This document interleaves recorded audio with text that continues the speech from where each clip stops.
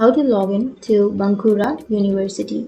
So if you want to log into your Bankura University with your student account,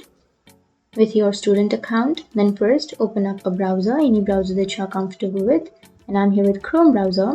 Simply go for the search bar and search for Bankura University student login.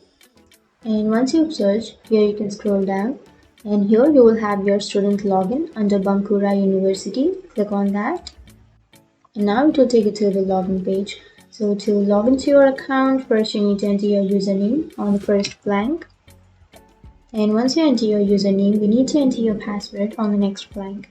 But if you don't remember your password, then you can simply go for forgot or recent password, so that you can get to know your password, or you can reset or recover your password. But if you remember your password, then enter it and then click on login. And once you click on login, it will log you into your Bankura University account. So that's it. That's how you log in. And if you have any questions, feel free to comment below. Thanks for watching.